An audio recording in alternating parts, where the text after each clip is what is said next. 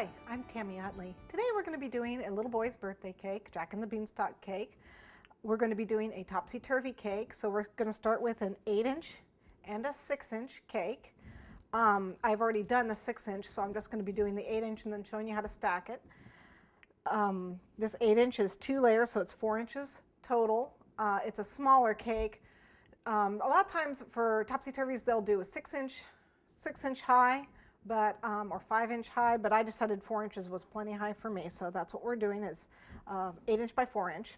We're going to need some blue fondant.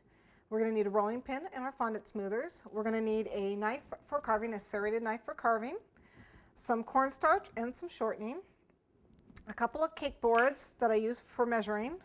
We're going to need some dowels, and I have some pruning shears here to cut the dowel.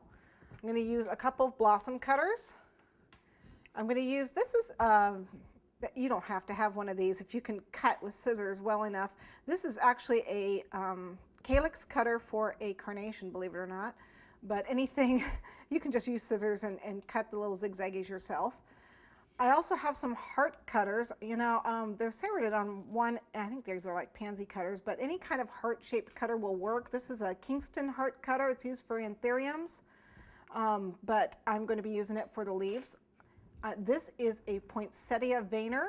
You can use any kind of all-purpose leaf veiner though.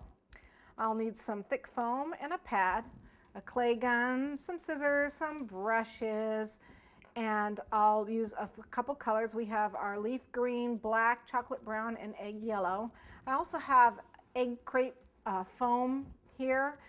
It doesn't have to be this. I normally have a lower egg carton foam, like bed foam padding, or you can just use crumpled foil if you need to.